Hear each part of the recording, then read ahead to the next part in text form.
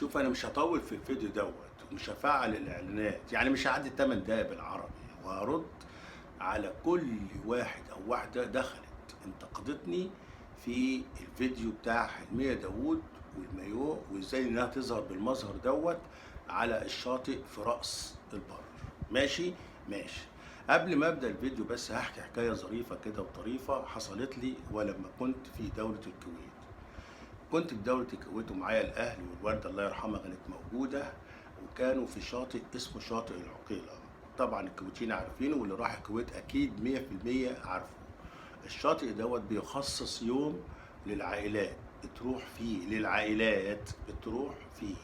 اللي من غير عائلة ما بيخشش الشاطئ صدفت والأهل كانوا راحوا، وأنا بعد ما خلصت الدوام بتاعي حبيت ان انا اروح عشان اكمل معاهم اليوم.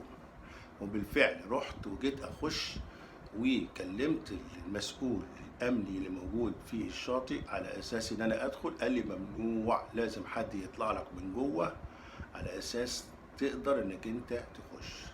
قلت لهم دي الوالده والاهل كلهم موجودين جوه، فمرضيش برضه، لغايه ما طلعت الست الوالده رحمه الله عليها وقالت له ده ابني وممكن تخليه يخش بعد اذنك.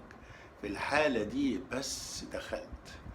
يلا بينا نكمل ونشوف هنقول ايه في الفيديو النهارده، وردي على الانتقادات اللي انا خدتها من ساعه ما عملت الفيديو ده. ورجعت لكم تاني واقول لكم السلام عليكم ورحمه الله وبركاته، احبائي واصدقائي في قناتي قناه ابو شير.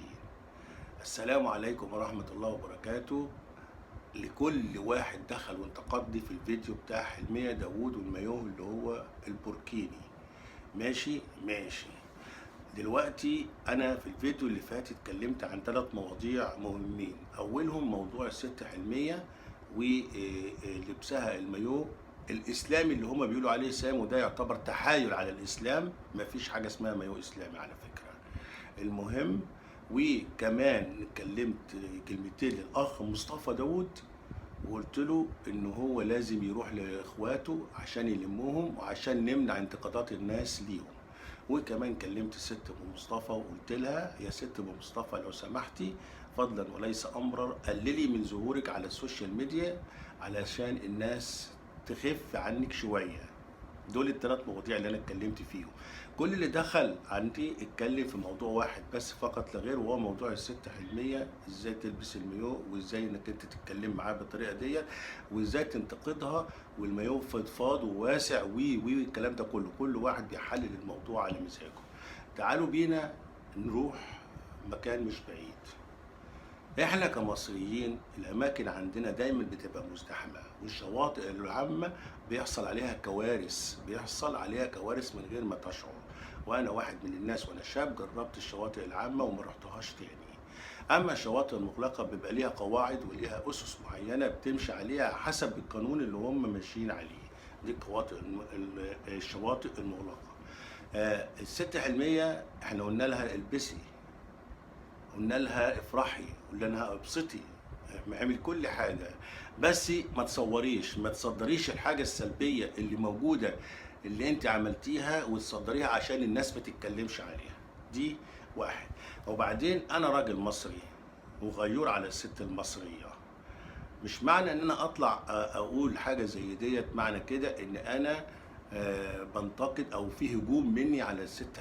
زي ما بغير على بلدي وعلى سمعه بلدي في الداخل وفي الخارج، ايا كانت السلبيات ملناش دعوه بالسياسات، لازم انك انت تكون تحافظ على سمعه البلد بتاعتك. ظهور الست حلميه بمظهر زي في ناس مؤيداه مش هقول لك لا، وفي ناس معترضه عليه مش هقول لك لا. بس هل معنى ذلك ان احنا نعمل الحاجه ديت ونترك الملأ او نترك العالم ان هو يتكلم على حاجه زي كده؟ اللي مش مؤيد هيتكلم بصوره طبعا فيها استغراب، ان ازاي ست في السن تلبس حاجه زي كده وتقف وسط الشباب وتقعد تغني وجوزها بيطبل لها وابنها بيصور لها.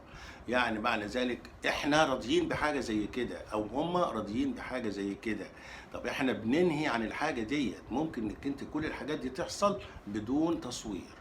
وده اللي انا طلبته في الفيديو بتاعي، وما كلمتش اي كلمة تانية خارجة تخص الست حلمية بشيء او بسوء، او تخص اي فرد من عيلة آل داوود بشيء. وهاتولي كلمة أنا سبيت فيها أو شتمت فيها زي بعض القنوات ما بتسب وتشتم، حتى وصل السباب والشتيمة للأم، ومع ذلك مش راحمين عيلة آل داوود، ومع ذلك جايين عندي وينتقدوني في الفيديو دوت.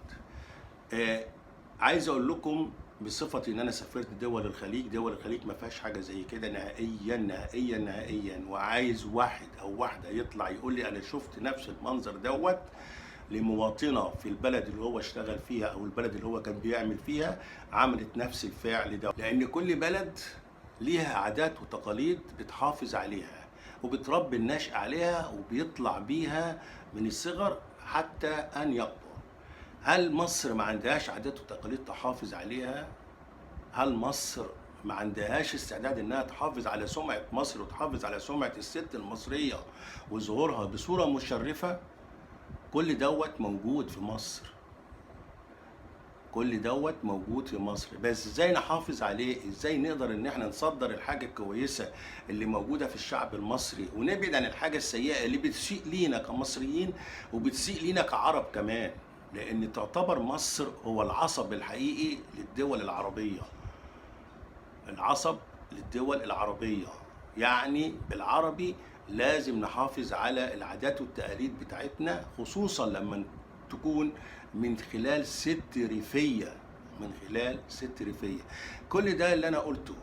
أنا دلوقتي أوجه سؤال للناس اللي حابة تشوف الخالة حلمية بالمنظر دوت. هل عندك استعداد انك انت تقومي بنفس العمل اللي قامت بيه الخالة حلمية في البلد اللي حضرتك تنتمي اليها؟ انا عايز اجابة يا يا لا.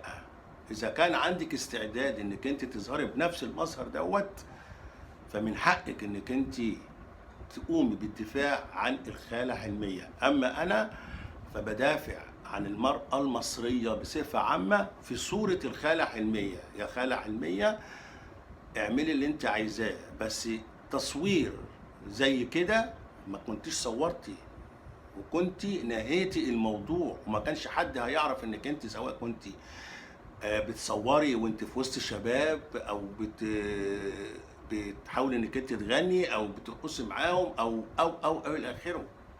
ليه نعرض نفسينا للنقد السلبي او الايجابي من قبل محبينا؟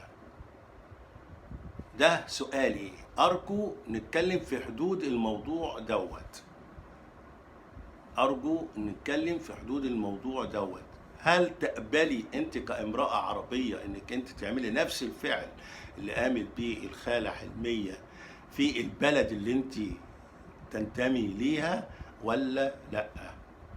انما نطلع نبرر للخالة حلمية ان هي العمل دوت العمل عادي وما فيهوش اي شيء يخجل للمرأة وليها هي نفسها وفي سنها، يبقى انت كده بتضللي الخالة حلمية. انت كده مش حابة الخالة حلمية انها تظهر في صورة مشرفة. انتوا كمتابعين المفروض ان كنتوا تنصحوها فمش عايزين حبنا للخالة حلمية يخلينا ان احنا نحط دماغنا في الرمل زي النعامة وما نقولهاش الصح ايه والغلط ايه، وما نقولهاش ان ده عيب او ان دوت مش مفترض ان حد يكون في سن حضرتك تقومي بالعمل دوت وسط الشباب وفي شاطئ عام مش في مكان مغلق. ازاي هم بيحافظوا على نفسيهم وبيحافظوا على عاداتهم وتقاليدهم، ونيجي احنا لما نتكلم عن ان احنا نحاول نحافظ على العادات والتقاليد بتاعتنا ونحاول نحافظ على صورة المرأة المصرية المشرفة المحترمة اللي المفروض ان احنا نظهر بيها نتهاجم؟ افتكر ده مش عدل.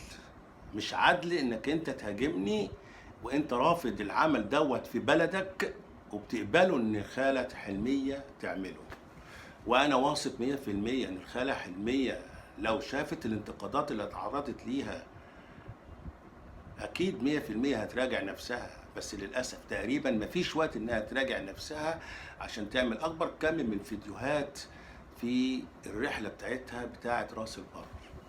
اتمنى تكونوا فهمتوا انا اقصد ايه وأتمنى تكونوا فاهمين كويس أوي أوي أوي إن عيلة آل داوود أنا ما مسيتش فيها واحد بسوء، وبتكلم بكل منطقية وبتكلم بكل حب على إن العيلة دي ترجع. أنا ما بهدمش زي بعض القنوات وزي بعض المتابعين اللي بيشتموا وبيسبوا وبيلعنوا في عيلة آل داوود. كلامي واضح وصريح.